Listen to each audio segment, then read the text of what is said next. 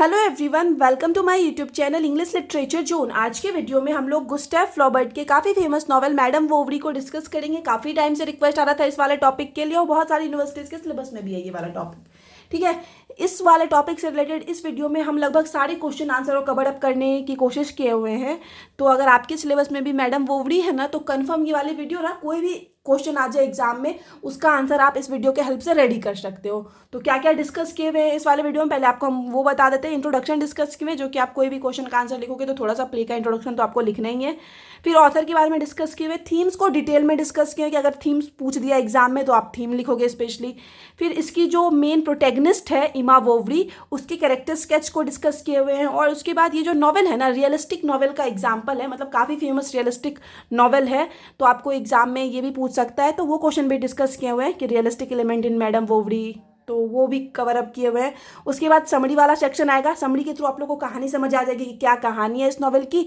और एंड में कंक्लूजन है। तो ये 6-7 चीज़ें जो है इस वीडियो में हम डिस्कस किए हुए हैं, जो कि इस नॉवेल से रिलेटेड है। तो शुरू करते हैं। और हम नोट्स का लैंग्वेज भी काफ़ी ईजी रख रखे हैं ताकि आप लोग को आसानी से समझ आए। सबसे पहले हम लोग कैरेक्टर्स का इंट्रोडक्शन देख लेंगे, ठीक है, ताकि हम लोग को कहानी बाद में अच्छे से समझ आए। तो हम बहुत छोटा छोटा, मतलब सिर्फ इंट्रोडक्शन दे रखे हैं कुछ कैरेक्टर्स का, जो कि इंपॉर्टेंट है, मेजर कैरेक्टर्स जो हैं इस प्ले के। सबसे पहले है इमा बोवरी, जो कि leading character of the play की रीडिंग कैरेक्टर है, इट मीन्स मेन कैरेक्टर है। और चार्ल्स सेकेंड वाइफ, और जो चार्ल्स रहता है ना, उसकी दूसरी पत्नी रहती है ये इमा बोवरी।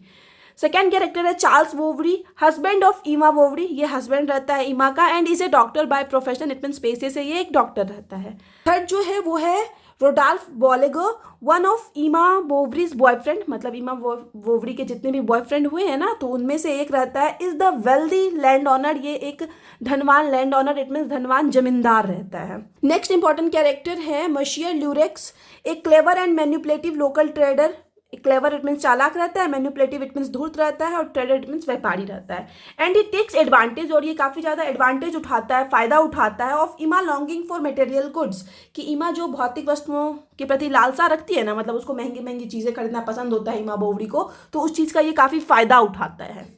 नेक्स्ट जो इंपॉर्टेंट कैरेक्टर है वो है होमिश,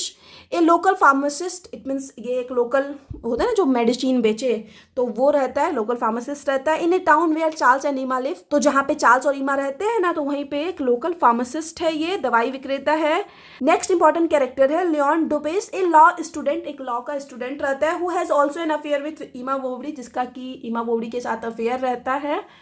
और नेक्स्ट बस अब 2 ही कैरेक्टर हैं आगे जो मेंशन किए हुए हैं।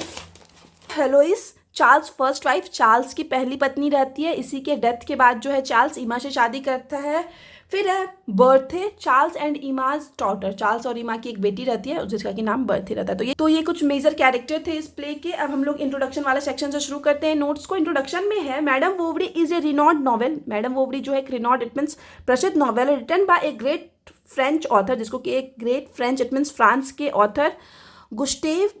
फ्लॉबर्ट के द्वारा लिखा गया है। It is a frequently recognised as a foundational work in the evolution of the contemporary novel, it means समकालीन नॉवेल के विकास का ये आधारभूत वर्क माना जाता है। ये जो उपन्यास है हम लोग का मैडम बोवरी जो नॉवेल है ना, वो समकालीन नॉवेल के विकास का एक आधारभूत वर्क माना जाता है। And is one of the most significant example of realistic literature, और रियलिस्टिक लिटरेचर का ये बहुत ही महत्वपूर्ण एग्जाम्पल है, महत्वपूर्ण उदाहरण है। हम बताए ना, हम एक क्वेश्चन डिस्कस किए हुए madam Bovary as a realistic novel या फिर realistic element in madam Bovary, तो इस वजह से हम ये डिस्कस किए हुए, क्योंकि ये काफ़ी फेमस है एज ए रियलिस्टिक नॉवेल भी। It was first publish in 1856, इसको पहली बार पब्लिश करवाया गया 1856 में। The novel is mainly about इमा बोवरी, और ये जो नॉवेल है मेनली वो इमा बोवरी के बारे में है। ए यंग लेडी, जो कि एक जवान लेडी रहती है, वो desire to leave her dull rural existence, जिसकी इच्छा रहती है कि उसका जो डल एकदम मीन्स सुस्त सा ग्रामीण जीवन है ना, उसको छोड़े, and finds fulfilment in passionate relationship, और उसको फुलफिलमेंट मिलती है, इट मीन्स पूर्णता मिलती है, खुशी मिलती है पैशनेट रिलेशनशिप में, जुनूनी रिश्ते में हम लोग बोल सकते हैं, या भावुक रिश्ते में। And sensual interest, it means कामुक रुचि में, मतलब इस तरीके की चीज में वो काफी ज्यादा इंडल्ज रहती है। Story takes place in rural France in the early 19th century. Story की जो सेटिंग रखी गई है वो ग्रामीण फ्रांस में रखी गई है शुरुआती 19th सेंचुरी के time. Is a harsh accusation of terrible social and moral restriction, और ये कठोर आरोप है भयानक सामाजिक और राजनीतिक प्रतिबंधों का imposed on women at time, जो कि उस समय की औरतों पर इम्पोज किया जाता था। इट मीन्स लादा जाता था, थोपा जाता था, जिन रेस्ट्रिक्शन में, जिन प्रतिबंधों में औरत को रखा जाता था ना, तो उसी चीज को दिखाने की कोशिश की गई है मेनली इस नॉवेल के थ्रू। अब अबाउट ऑथर वाला सेक्शन है, ऑथर के बारे में हम लोग पढ़ लेते हैं। French novelist Gustave Flaubert is regarded as one of the 19th centuries most influential author. ये जो हम लोग के ऑथर हैं गुस्टेव फ्लॉबर्ट, वो जो है 19th सेंचुरी के बहुत ही प्रभावशाली ऑथर के रूप में जाने जाते हैं। Who was a significant contributor to the literary realism, और वो काफ़ी सिग्निफिकेंट मीन्स महत्वपूर्ण योगदानकर्ता के रूप में जाने जाते हैं लिटरेरी साहित्यिक रियलिज्म के। ए लिटरेरी ट्रेंड, जो कि उस समय का लिटरेरी ट्रेंड था। He is best known for his novel madam Bovary, और ये जो मेनली जाने जाते हैं अपने नॉवेल मैडम वोवरी के लिए जाने जाते हैं। Other significant work by Flaubert in addition of Madame Bovary के अलावा जो सिग्निफिकेंट इट मीन्स महत्वपूर्ण वर्क लिख रखे हैं फ्लॉबर्ट इंक्लूड, उसमें शामिल है sentimental education and three tales. ठीक है, तो ये ऑथर वाला सेक्शन हो गया, बहुत ही हम थोड़ा सा ही मेंशन किए हुए हैं। नेक्स्ट सेक्शन है थीम्स ऑफ द नॉवेल। इसमें हम नॉवेल के विषय को डिस्कस किए हुए हैं। तो एग्जाम में आपको थीम्स तभी डिस्कस करना है जब स्पेशली क्वेश्चन में थीम्स के बारे में पूछा गया हो। Flaubert explores a few major themes in madam Bovary such as. Flaubert it means जो ऑथर है ना, वो एक्सप्लोर इट मीन्स जांच करते हैं, निरीक्षण करते हैं या व्याख्या करते हैं कुछ मुख्य विषयों का मैडम वोवरी में, सच एज जैसे कि लिमिटेशन ऑफ वुमेन की लिमिटेशन को, सीमाओं को दिखाया गया है इसमें। कन्फाइनमेंट एंड डिससेटिस्फैक्शन दिखाया गया। कन्फाइनमेंट इट मीन्स कारावास हो जाता है, एंड डिससेटिस्फैक्शन इट मीन्स असंतुष्टि दिखाई गई है। फॉल्ट्स ऑफ बॉर्जुएट इट मीन्स हो जाता है पूंजीपति वर्ग जो होते हैं ना, पैसे वाले जो लोग होते हैं, तो उनको बॉर्जुवेज ऐसे कहा जाता है। तो उनके फॉल्ट्स को, उनके दोषों को भी दिखाया गया है। तो मेन जो है इन तीनों थीम्स को डिटेल में आगे डिस्कस किए हुए हैं। और स्पेशली अगर आपके एग्जाम में होता है ना कि वुमेन से रिलेटेड क्वेश्चन पूछ दे कि लिमिटेशन ऑफ वुमेन या वुमेन के कंडीशन को कैसे दिखाया गया, इस तरह के क्वेश्चन, तो उसका आंसर भी जो है आप ये थीम्स वाले सेक्शन की हेल्प से रेडी कर सकते हो। सबसे पहला है लिमिटेशन ऑफ वुमेन, उसको डिस्कस कर लेते हैं। In the mid 19th century France, मतलब मध्य 19वीं शताब्दी में फ्रांस में, women were limited in their freedoms. Women जो थी, औरतें जो थी ना, अपने फ्रीडम्स को लेके काफ़ी ज़्यादा लिमिटेड थी, सीमित थी। Women specially in the middle classes, और औरतें मुख्यतः जो कि मिडिल क्लास से बिलोंग करती थी, were reliant on their husbands, वे ना अपने हस्बैंड्स पे, अपने पति पे निर्भर होती थी। Who had the financial power, जिनके पास की फाइनेंशियल इट मीन्स आर्थिक शक्ति होती थी। एबिलिटी टू ऑन प्रॉपर्टी, साथ ही साथ उनके पास एबिलिटी इट मीन्स योग्यता होती थी, क्षमता होती थी, मतलब संपत्ति का मालिक बनने की। मतलब सारा पावर फाइनेंशियल या फिर सारा जो प्रॉपर्टी का पावर है ना, वो हस्बैंड पे के पास होता था, और औरतें जो है अपने हस्बैंड पे डिपेंडेंट होती थी। इमा dreams of A luxurious and extravagant lifestyle, और इमा जो कि इस प्ले की मेन हीरोइन है, तो उसका जो सपना है कि उसका लाइफ जो है लग्जरियस इट मीन्स काफ़ी आरामदायक हो, एक्स्ट्रावेगेंट लाइफस्टाइल इट मीन्स बहुत ज़्यादा फिजूल खर्ची करे अपने लाइफ में, दैट वुड एक्साइट हर, जो कि उसे खुशी देगा, and help her escape the Mandan country life, और साथ ही साथ उसकी मदद करेगा इस मंडन इट मीन्स हम लोग बोल सकते हैं सांसारिक कंट्री लाइफ से, इट मीन्स जो सिंपल सा जीवन जी रही है ना, तो उस चीज़ से निकलने में ये मदद करेगा ये चीज़। हाउएवर, हालांकि she is unable to manifest those dream into reality, हालांकि वो ना इन सारे ड्रीम्स को, सपने को, जो कि उसका सपना था कि रोमांटिक रिलेशनशिप होगा, बहुत ज़्यादा पैसा होगा, फालतू खर्च करेंगे, तो उन सब चीज़ों को ना वो रियलिटी में कन्वर्ट नहीं कर पाती, मतलब वास्तविकता में नहीं मिल पाता ये सारा चीज़ उसको। सी बिकम्स फ्रस्ट्रेटेड, ये बहुत ज़्यादा फ्रस्ट्रेटेड हो जा फील करती है। When Charles who looks ambition, जो कि महत्वाकांक्षी दिखता है, चार्ल्स इसका हस्बैंड है, doesn't try to raise their social status, ये देखते हैं कि मेरा हस्बैंड जो है सोशल स्टेटस में सामाजिक स्थिति को, सामाजिक तरीके से खुद को फाइनेंशियल बेटर करने की कोशिश कर ही नहीं रहा है, तो ये इमा बहुत ज़्यादा फ्रस्ट्रेटेड फील करती है। She tries to fulfil her duties as a faithful wife, हालांकि वो स्टार्टिंग में कोशिश करती है कि एक फेथफुल, एक अच्छी वाइफ के रूप में अपना सारा ड्यूटी हम पूरा करें। Even living her affair with Leon, और साथ ही साथ उसका जो अफेयर होता है लियोन के साथ, उसको भी छोड़ देती है। When she realises he loves her, जब उसको पता चलता है कि लियोन जो है वास्तविक में उससे प्यार करने लगा है ना, तो वो उस अफेयर को खत्म कर देती है। सी ऑल्सो हैज़ ए बेबी, इसका एक बेबी भी रहता है, विच सी लेमेंट इज ए डॉटर, और इसका उसको पछतावा रहता है, दुख रहता है, क्योंकि वो जो बेबी है ना वो लड़की है। Who will have to live under the same limitation as Emma, क्योंकि इमा को ऐसा लगता है ना कि जैसे मेरी लाइफ गुजरी है, जैसे हम लिमिटेशन में रहे हैं, एक सीमित लाइफ जी हैं, वैसे मेरी बेटी का भी लाइफ होगा। तो ईमा इस वजह से ना खुश नहीं रहती है कि उसको बेटी हुई है, वो बेटा चाहती थी। She remembered the heroines of the novel she had read. तो बचपन में वो जो भी नॉवेल्स पढ़ रखी थी, मेनली वो रोमांटिक नॉवेल्स पढ़ती थी, तो उसके ना हीरोइन को याद करती है, उस जगह पे खुद को इमेजिन करती है, एक इमेजिनरी वर्ल्ड में जीती है। It was as thou she herself were becoming part of that imaginary world, और वो मतलब खुद को इमेजिन करती है उस इमेजनरी वर्ल्ड के पार्ट के रूप में। द लिमिटेशंस इमा फेसेस एज ए वुमेन, एक वुमेन के रूप में जो इमा को लिमिटेशन फेस करना पड़ता है। And her dreams of a more romantic life, और उसका जो सपना रहता है और भी ज़्यादा रोमांटिक लाइफ का, push her to make questionable decision, उसको इस चीज़ की ओर पुश करता है कि वो कुछ क्वेश्चनेबल इतना संदिग्ध डिसीजन ले लेती है, कुछ संदिग्ध होता है ना, कुछ गलत करने का डिसाइड कर लेती है। सच है जैसे कि इंगेजिंग इन एक्स्ट्रा मैरिटल अफेयर, वो क्या कर लेती है, एक्स्ट्रा मैरिटल अफेयर कर लेती है, शादी के बाद अफेयर करती है। And spending money beyond her means, और मतलब जितना उसके पास अवेलेबल हो उससे ज़्यादा, बहुत ज़्यादा पैसा खर्च करने लगती है। She uses her beauty and sexuality to get what she want, अपनी ब्यूटी का यूज़ करती है, अपनी सेक्सुअलिटी का यूज़ करती है वो पाने के लिए जो उसको चाहिए। Yet by the end of the novel, फिर भी जो है वो नॉवेल के अंत तक, when she tries to get out of a financial डेब्ट, जब वो कोशिश करती है सारे फाइनेंशियल इट मीन्स आर्थिक कर्जों से ऊपर उठने का, she offers to prostitute herself, वो ऑफर करती है, इट मीन्स हम लोग बोल सकते हैं वो खुद को ना प्रोस्टिट्यूट इट मीन्स वैश्यावृत्ति के पेशे में ढकेल देती है। एंड में प्रोस्टिट्यूट वाला भी काम करने लगती है, पैसे के लिए अलग अलग मेल्स के साथ रिलेशनशिप बनाना, वो काम भी ये इमा वोवरी करने लगती है। Driven to such moral corruption, इस तरह के भ्रष्टाचार से प्रेरित होकर she sees no way out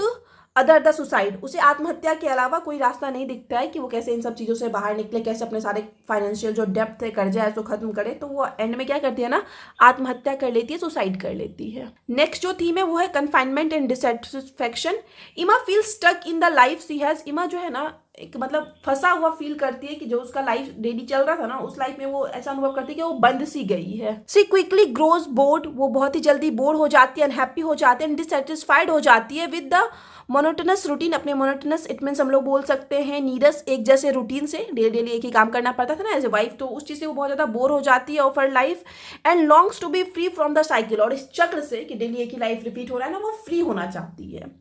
her extra marital affair, और उसका जो एक्स्ट्रा मैरिटल अफेयर होता है ऑलवेज एंड, वो भी हमेशा खत्म हो जाता है। सच है जैसे कि when Leon leaves her for Paris, की जब लियोन जो है इसको छोड़ के पेरिस चला जाता है, तो लियोन के साथ जो इसका अफेयर था वो खत्म हो जाता है। एंड रोडोल्फ एबंडेंस, और रोडोल्फ जो है इसको छोड़ देता है। Once again leaving her feeling dissatisfied with her life, तो जब इसका दोनों अफेयर खत्म होते हैं तो फिर से इसको ऐसा फील होता है कि ये अपने लाइफ से बहुत ज़्यादा डिससेटिस्फाइड है, इट मीन्स खुश नहीं है, और संतुष्ट हो जाती है फिर से। The future was a long dark corridor with only A lock door at the end, तो इस तरीके का स्टेटमेंट वहाँ पे यूज़ किया जाता है, वो मतलब बताती है कि उसका जो फ्यूचर है वो लॉन्ग इट मीन्स लंबा अंधेरा कॉरिडोर की तरह है, जिसके कि एंड में सिर्फ एक बंद दरवाजा है। Here it is easy to see Emma's dissatisfaction, तो इस तरह से हम यहाँ पे इमा के डिससेटिस्फैक्शन को देख सकते हैं। शी ट्रूली बिलीव्स दैट, तो उसको सच में ऐसा लगता है कि सी स्टक इन बोरिंग रूटीन, कि वो फंस गई है अपने बोरिंग रूटीन में of life without A way out, और कोई तरीका भी नहीं है मतलब इस बोरिंग रूटीन वाले लाइफ से निकलने का।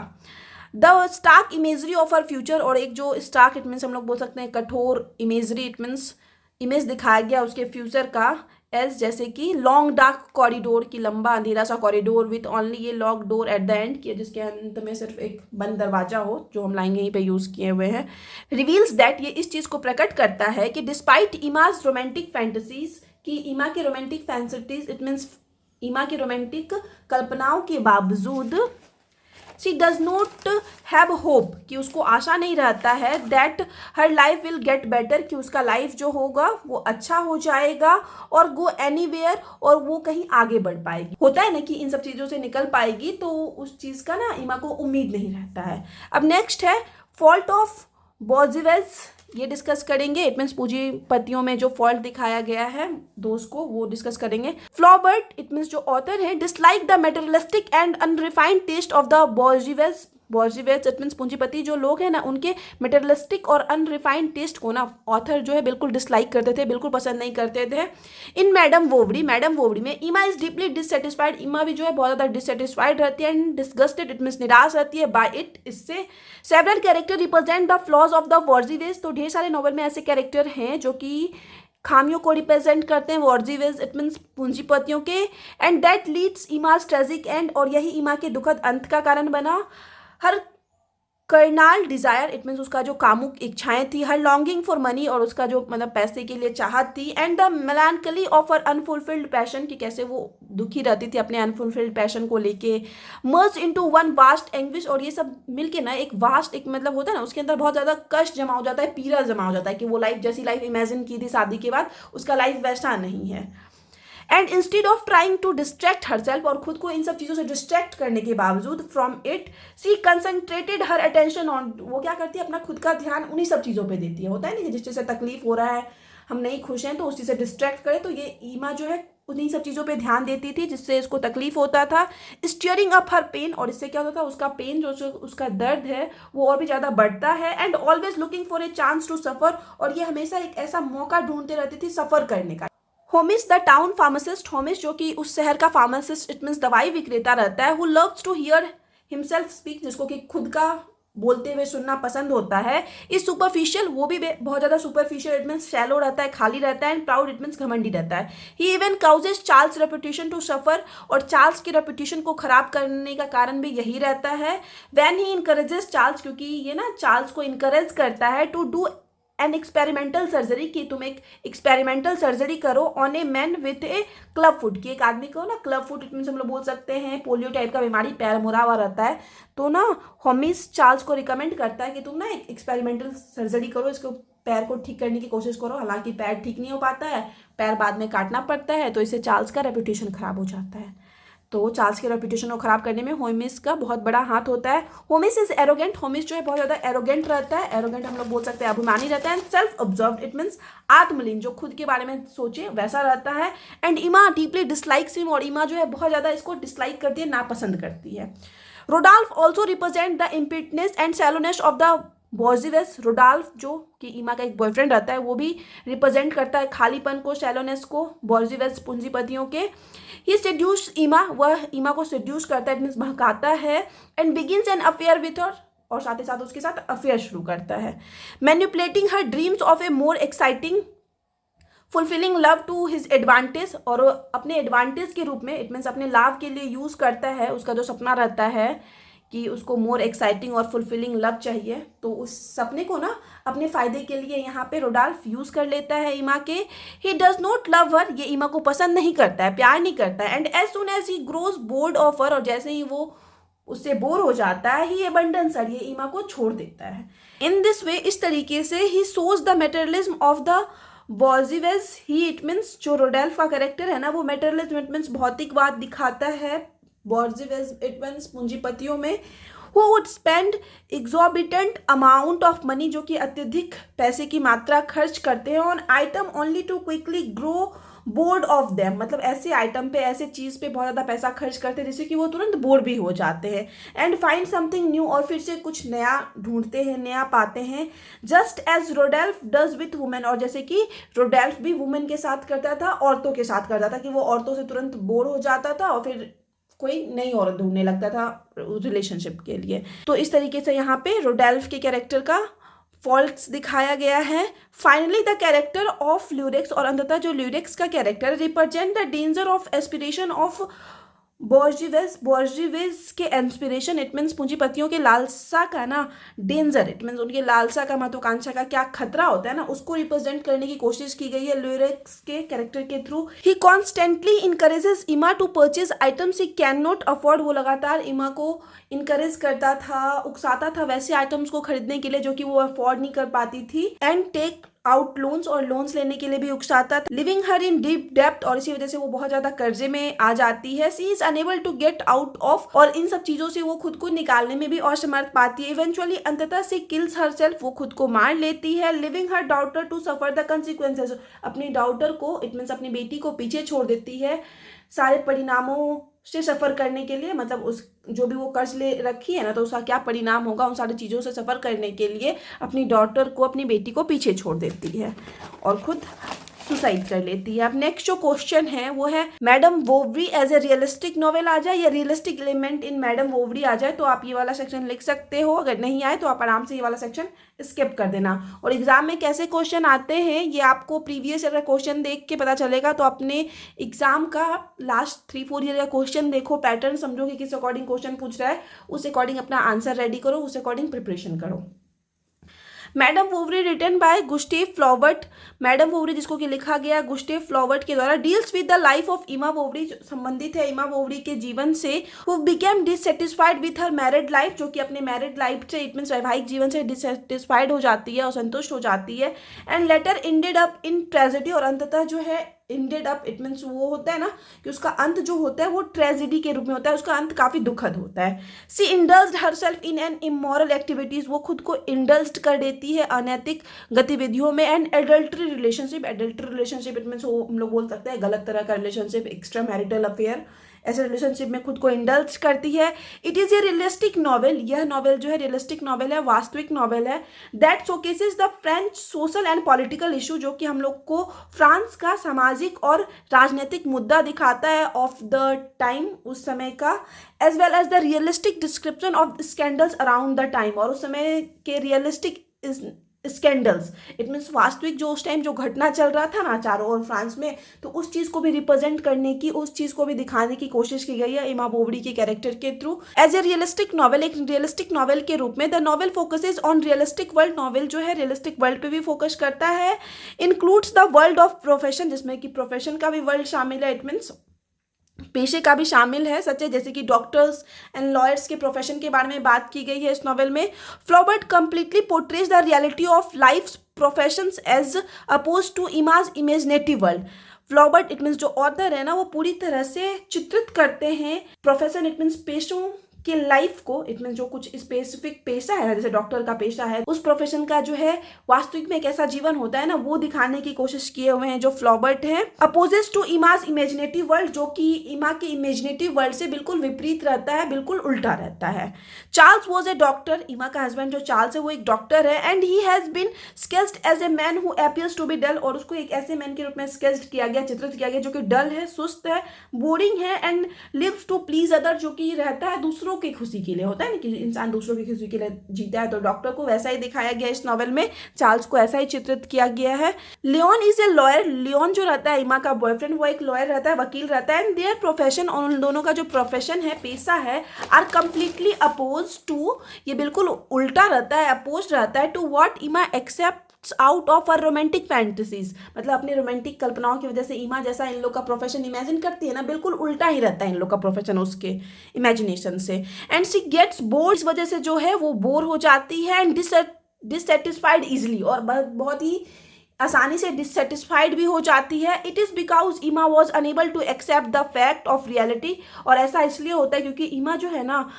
मतलब अनेबल होती है, अयोग्य होती है रियलिटी को एक्सेप्ट करने में, वास्तविकता को एक्सेप्ट करने में, and lived in her on romantic illusion, और खुद के रोमांटिक इल्यूजन में जीती है, इट मीन्स रोमांटिक भ्रम में जीती है। हाउएवर, हालांकि the novel also projects the social realism, novel में जो है सोशल रियलिज्म को भी प्रकट किया गया है, दिखाया गया है, इट मीन सामाजिक वास्तविकता को, and its impact on the psychological scale of the people during those times, और उस समय के लोगों के साइकोलॉजिकल इट मीन्स मनोवैज्ञानिक स्केल पे इस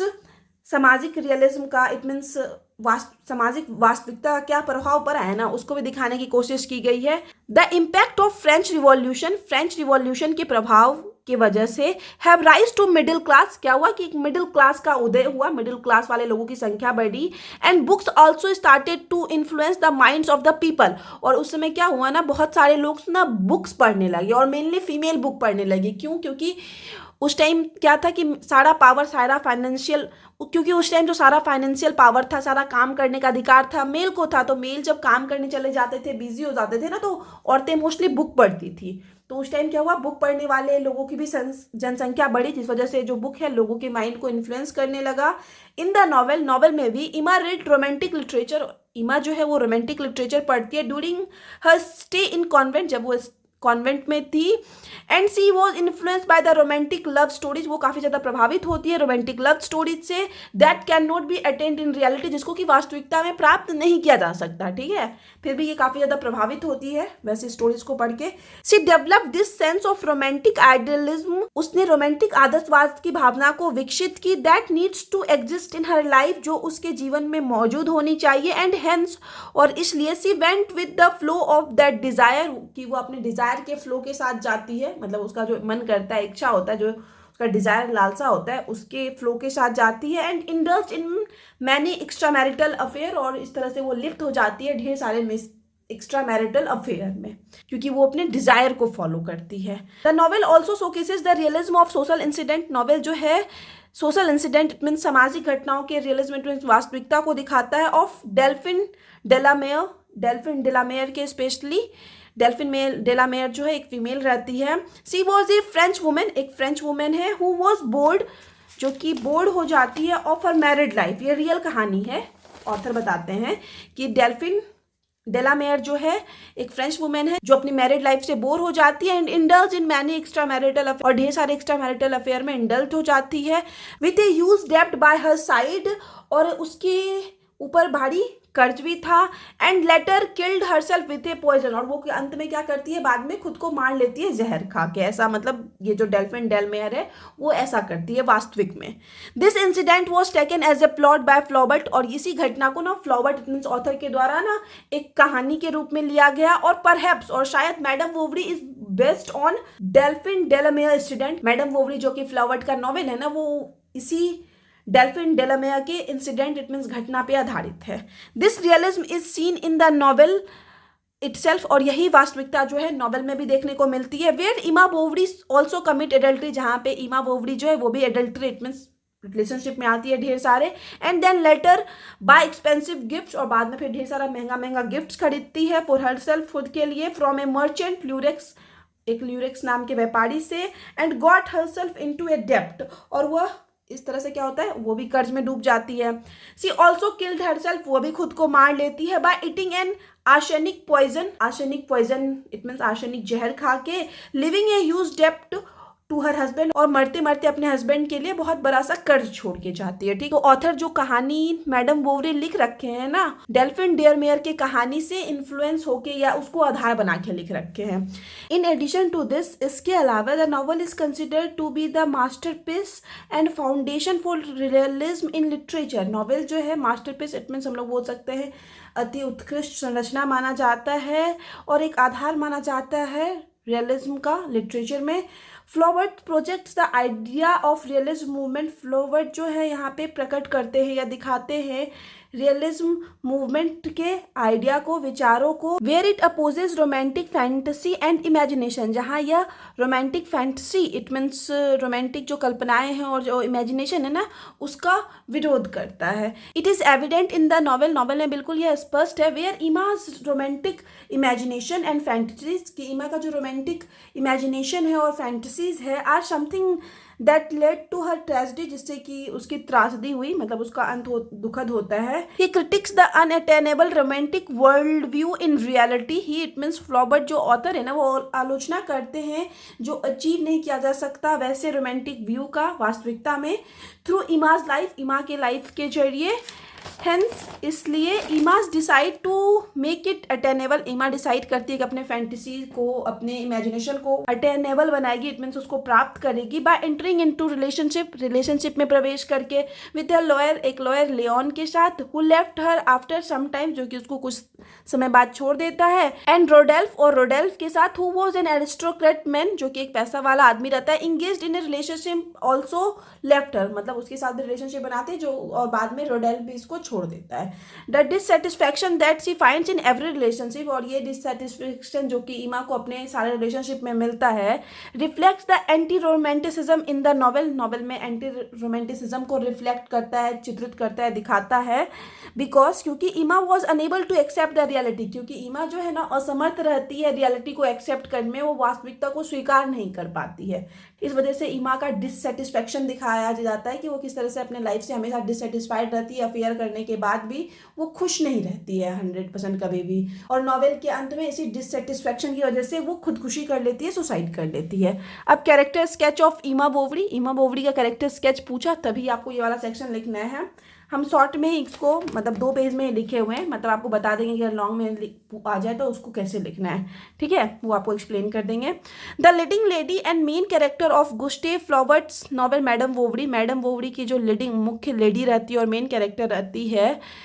इज ईमा बोवरी, वो ईमा बोवरी है। सी इज रिच, वो अमीर है, मल्टीफेस्ड वुमेन है, हुज गोल्स एंड वांट्स, जिनका की लक्ष्य और वांट्स इट मीन्स चाहत form the basic of the story plot. Story के प्लॉट का ना आधार जो है ना वो ईमा का ही गोल्स और लक्ष्य रहता है। Emma is portrays as an idealistic, Emma को चित्रित किया जाता है एक आइडियलिस्टिक रोमांटिक वुमेन के रूप में, who yearns for passionate thrilling and full existence, जो कि चाहती है पैशनेट इट मीन्स जुनूनी, थ्रिलिंग इट मीन्स रोमांचक, and full existence it means हम लोग बोल सकते हैं अपना पूर्ण अस्तित्व चाहती है। अब नेक्स्ट अगर आपको इस वाले नोट्स को कैरेक्टर स्केच को बड़ा करना है तो आप क्या करोगे ना, थीम वाले सेक्शन से एज द हेडिंग डालोगे लिमिटेशन ऑफ ईमा इन द नॉवेल कर सकते हो आगे। तो नॉवेल में ईमा का क्या लिमिटेशन दिखाया गया है वो हम थीम वाले में डिस्कस किए हैं, मतलब इस वाले सेक्शन में सिर्फ ईमा के बारे में ही डिस्कस किए हुए हैं थीम में, तो आप वो वाला सेक्शन यहाँ पे लिख दोगे अगर आपको आंसर बड़ा करना है। सेकेंड वही थीम वाले में एक और पॉइंट है डिससेटिस्फैक्शन एंड कन्फाइनमेंट ऑफ ईमा, हम यहीं तक लिखे हैं थीम्स में, बट आपको यहाँ पे ईमा ऐड कर देना है,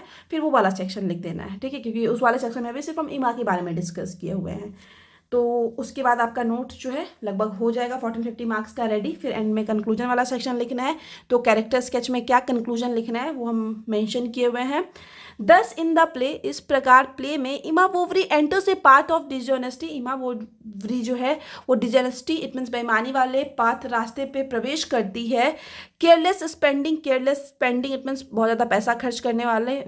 रास्ते पे, एंड अल्टीमेटली ए डिजास्टर, और अंततः एक विपत्ति होता है ड्यू टू हर डिससेटिस्फैक्शन, और ये सब बस उसके डिससेटिस्फैक्शन और संतोष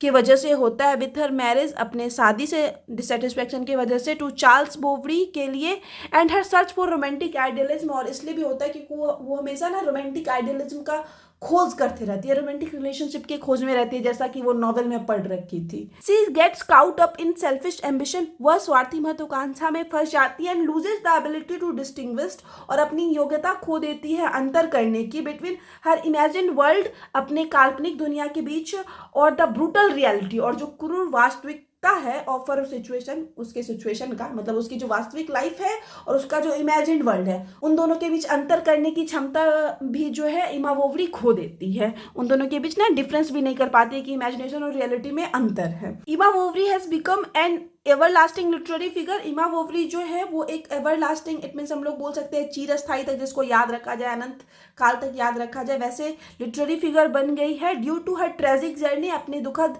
जर्नी इट मीन्स यात्रा की वजह से, एंड कैरेक्टर इट मीन्स दुखद चरित्र की वजह से, ठीक है, मतलब काफी टाइम तक ना ईमा बोवरी को याद रखा जाएगा बस उसके इस कैरेक्टर्स की वजह से कि जैसा उसको पोर्ट्रे किया गया है इस नॉवेल में। तो यहाँ पे ईमा बोवरी का कैरेक्टर स्केच वाला सेक्शन भी खत्म हो गया। अब समरी स्टार्ट होगा, समरी 4 पेज का है लगभग, फिर खत्म हो जाएगा ये वाला नोट्स जो है।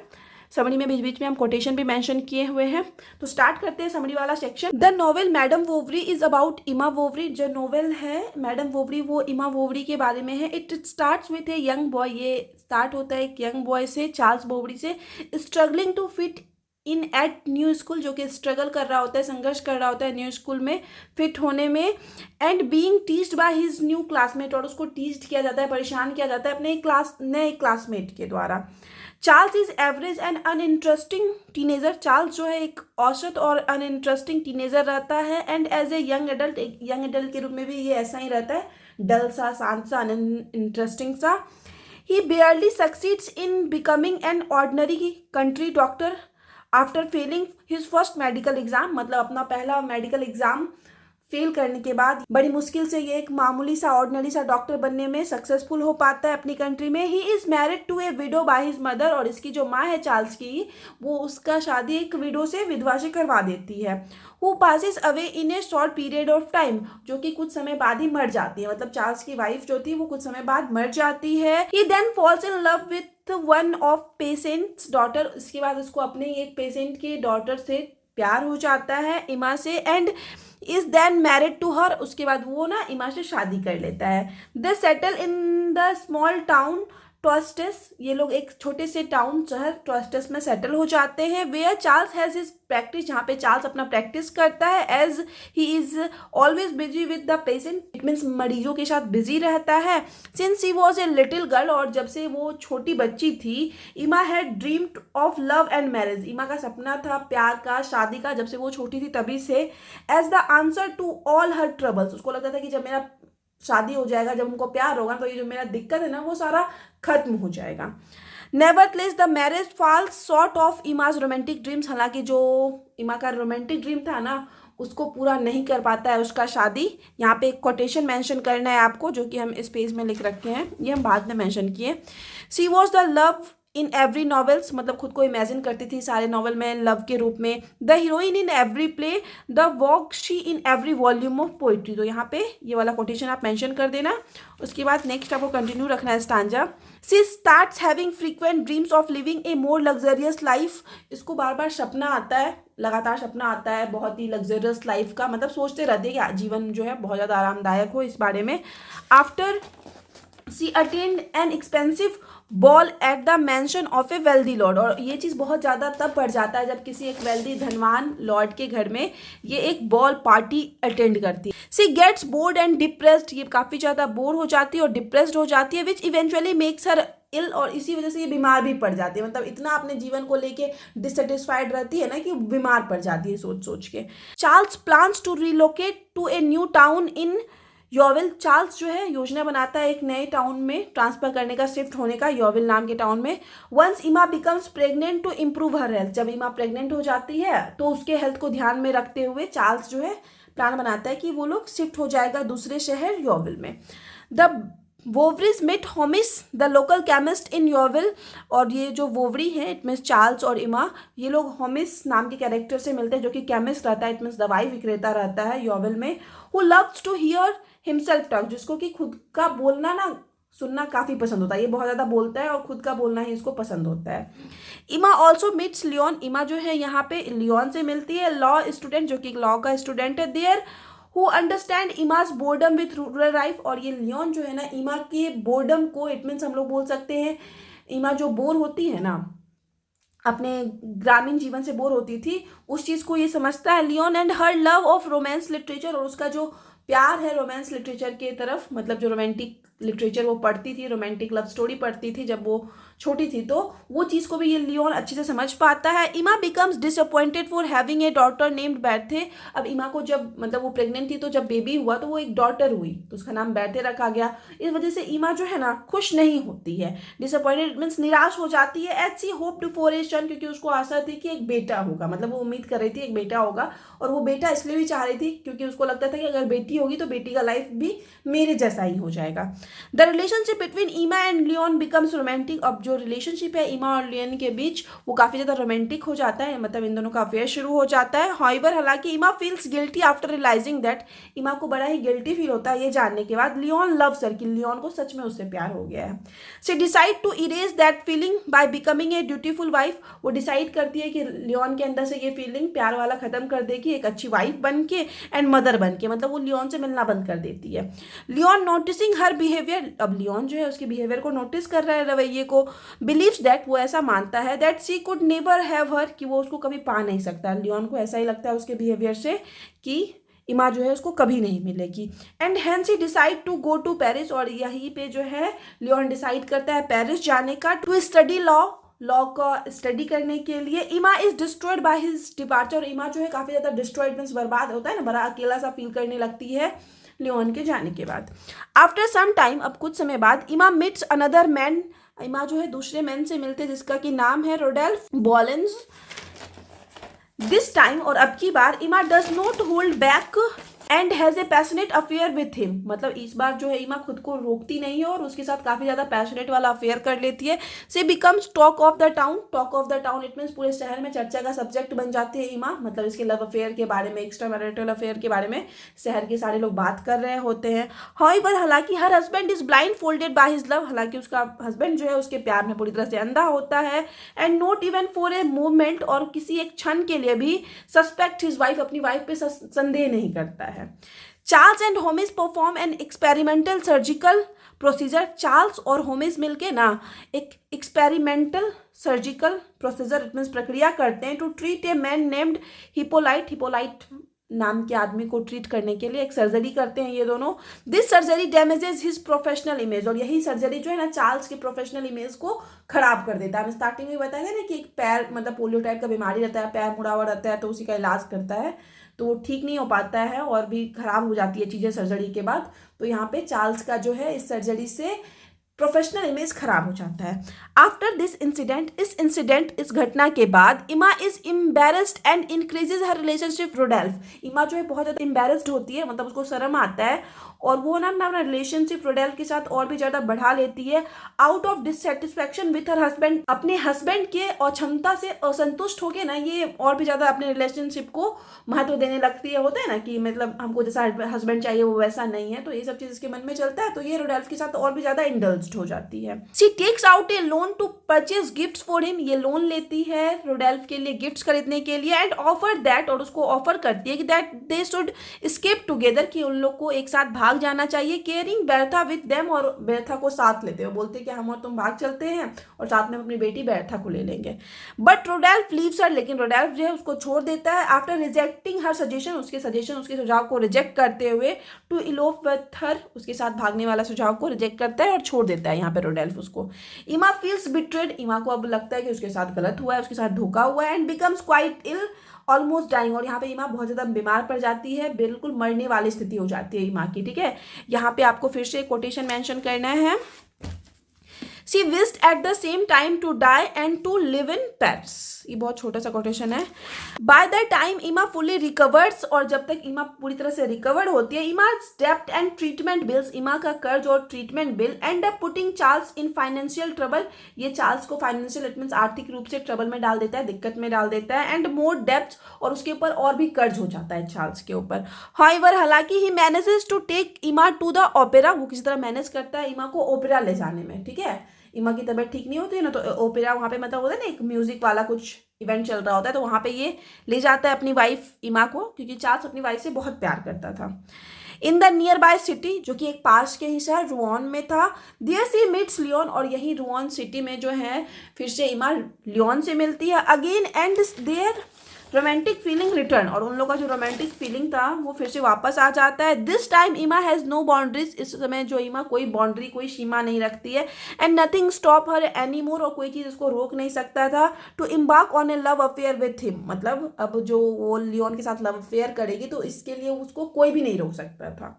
इमा borrow money at high interest rates, Emma जो है बहुत ज़्यादा इंटरेस्ट रेट पे पैसे लेती है फ्रॉम मनी लेंडर, एक साहूकार ल्यूरेक्स से। As she travel to Rouen to meet Leon, और ट्रेवल करके रुआन जाती है लियोन से मिलने के लिए, विदाउट चार्ल्स नॉलेज, बिना चार्ल्स को बताए हुए, मतलब चार्ल्स से छुप छुप के ये सब काम करती है Emma. She becomes more irresponsible and careless, Emma जो है और भी ज़्यादा इररिस्पॉन्सिबल और केयरलेस हो जाती है। एज टाइम पासेस, जैसे ही समय बीतता है, Emma stop finding her love affair with Leon amusing, मतलब जैसे ही समय बीतता जाता है ना, तो इमा को ना अपना लव अफेयर जो था लियोन के साथ वो अम्यूजिंग लगना बंद हो जाता है, मतलब उसको मज़ा नहीं आ रहा होता है, दिलचस्प नहीं लग रहा होता है, मनोरंजक नहीं लग रहा होता है ना, वो बहुत जल्दी डिससेटिस्फाइड हो जाती थी मोस्टली अपने लाइफ से। तो यहाँ भी वही हुआ कि लियोन के साथ रिलेशनशिप में भी वो कुछ समय बाद खुश नहीं है। हाइवर, हालांकि she does not know how to live him, वो नहीं जानते थे कि कैसे अब इससे को छोड़ा जाए। सो सी बिकम्स डिमांडिंग, इस वजह से वो बहुत ज़्यादा डिमांडिंग बन जाती है। Lheureux eventually demands the Emma's property to be seized, Lheureux जो है अंततः ये डिमांड करता है कि इमा की प्रॉपर्टी को सीज कर लिया जाए, टू कवर द डेप्थ एक्यूमुलेटेड, कि जितना भी वो डेप्ट इट मीन्स कर्ज जमा किए हैं ना, इमा की प्रॉपर्टी को सीज कर लिया जाए। एट वन पॉइंट, एक समय में, she even attempts to prostitute herself, वो प्रोस्टिट्यूट वाला काम भी एक टाइम में करती है, मतलब वैश्या वाला काम भी, फॉर द कैश के लिए, इट मीन्स पैसे के लिए, सी रिक्वायर्स, जिसकी कि उसको आवश्यकता है। See it arsenic to and her life, और वो आर्सेनिक खा लेती है अपने जीवन को खत्म करने के लिए, आउट ऑफ सॉरो, दुख के वजह से, मतलब उसको अंततः लगने लगता है कि इतना सब कुछ करने के बाद भी वो अपने जीवन में खुश नहीं है, उसके पास पैसे की कमी है, तो वो अंत में जहर खा के मरना पसंद करती है। ठीक है, तो यहाँ पे आपको फिर से कोटेशन हम मेंशन किए हुए हैं कि इमा के मरने के बाद जो चार्ल्स की स्तुति हो जाती है ना, उस पर ये कोटेशन है, to please her age thou see where still alive he adapted her predilections, her ideas, he waxed his mustache, मतलब वो अपना मूछ भी वैक्स्ड करवा लेता है, he signed bills just as she had done, और बिल साइन करता है जैसे कि इमा करती थी, she has corrupting him, मतलब वो जो है इमा करप्ट कर रही है, उसको भ्रष्ट कर रही है चार्ल्स को, फ्रॉम बियॉन्ड द ग्रेव, अपने ग्रेव से भी, कर्व से भी, मतलब मरने के बाद भी ना चार्ल्स को डिस्टर्ब रखे हुए है Emma. Charles romanticize his wife memory for a while, अब चार्ल्स जो है अपनी वाइफ से बहुत प्यार करता था, तो उसके मरने के बाद उसके यादों को मतलब रोमेंटिसाइज कर रहा होता है, याद कर रहा होता है उसके बुरी तरह से, बट इवेंचुअली, लेकिन अंततः he discover her love letters, Charles को क्या होता है उसका लव लेटर्स मिल जाता है अपनी वाइफ का, फ्रॉम रोडेल्फ एंड लियोन, जो कि उसको रोडेल्फ और लियोन दिया था, which forces him to face reality, जो कि चार्ल्स को इस चीज़ के लिए फोर्स करता है कि वो वास्तविकता को फेस करे, वास्तविकता का सामना करे। Berthe is sent to work at a cotton mill, Berthe को काम करने के लिए कॉटन मिल में भेज दिया जाता है, and Charles passes away alone in the garden, और चार्ल्स जो है गार्डन में अकेला घूम रहा होता है, तभी इसकी मृत्यु हो जाती है चार्ल्स की। ठीक है, यहाँ पे ये कहानी वाला सेक्शन खत्म हो गया कि इमा भी मर गई और चार्ल्स भी मर गया। अब कंक्लूजन वाला सेक्शन आएगा, नोट्स खत्म हो जाएगा हम लोग का। दस इस प्रकार Madam Bovary is a story, Madam Bovary जो है कहानी है, that portrays the consequences of uncontrolled desire, जो कि चित्रित करता है कि क्या परिणाम होता है अनकंट्रोल्ड डिजायर का, किसी का अनियंत्रित इच्छा है ना, तो उसका क्या कंसिक्वेंसेज होता है ना, वो दिखाने की कोशिश की गई है इस नॉवेल में। The clash and the differences between romantic fantasies and reality, इसमें ना क्लैश इट मीन्स हम लोग बोल सकते हैं एक टकराव, और डिफरेंसेस इट मीन्स अंतर दिखाया गया है रोमांटिक फैंटेसीज के बीच, और रियलिटी इट मीन्स वास्तविकता के बीच की, कल्पना और वास्तविकता में क्या अंतर होता है ना, वो चीज़ भी दिखाने की कोशिश की गई है। And the restriction set by society, और सोसाइटी के द्वारा जो रेस्ट्रिक्शन लगाया जाता है, प्रतिबंध लगाया जाता है ना, उसको भी पोर्ट्रे किया गया है इस नॉवेल के जरिए। The play also exposes the hypocrisy of the middle class, middle class के हिपोक्रेसी को भी, पाखंड को, दिखावा को भी एक्सपोज किया गया है इस प्ले के जरिए, because it features characters focused on social position, क्योंकि इसमें ढेर सारे ऐसे कैरेक्टर्स को मेंशन किया गया जो कि अपने सोशल पोजीशन पे काफ़ी ज़्यादा फोकस करते हैं, वेल्थ इट मीन्स धन पे फोकस करते हैं, अपीयरेंस इट मीन्स अपने दिखावे पे फोकस करते हैं। The desire for more luxurious life, मतलब और भी ज़्यादा आरामदायक जीवन की जो इच्छा है, डिज़ायर है, and Emma Bovary's constant search for worldly pleasure, और इमा बोवरी का जो ये कांस्टेंट मतलब वो लगातार सर्च करते रहते हैं कि उसको कुछ सांसारिक प्लेजर मिलेगा, आनंद मिलेगा, खुशी मिलेगा, reflects the materialistic values of the society at that time, यह ना उस समय की सोसाइटी का, उस समय के समाज का मेटेरियलिस्टिक वैल्यूज को रिफ्लेक्ट करता है, इट मीन्स मेटेरियलिस्टिक मूल्यों को प्रतिबिंबित करता है। ठीक है, एट द एंड हम लोग कह सकते हैं कि फ्रांस के सोसाइटी को रिप्रेजेंट करने की कोशिश की गई है, उस समय सोसाइटी में क्या सिचुएशन था वो दिखाने की कोशिश की गई है इस नॉवेल के थ्रू। तो यहाँ पे ये खत्म हो गया नोट्स वाला सेक्शन जो है। ये वीडियो अगर आप लोग के लिए हेल्पफुल होती है तो वीडियो को लाइक करना, चैनल को सब्सक्राइब करना, कमेंट करके बताना वीडियो आपको कैसा लगा। और ये जो PDF है वो आपको टेलीग्राम पे मिल जाएगा, लेकिन PDF जो है वो पेड है, आपको एक PDF के लिए 30 रुपये पेड करना पड़ेगा। ठीक है, और कोई डाउट होता है तो आप हमको इंस्टाग्राम में मैसेज कर सकते हो। टेलीग्राम का लिंक और इंस्टाग्राम का लिंक दोनों आपको इस वीडियो के डिस्क्रिप्शन बॉक्स में मिल जाएगा और चैनल के अबाउट वाला सेक्शन में मिल जाएगा। तो मिलते हैं नेक्स्ट वीडियो में नेक्स्ट टॉपिक के साथ।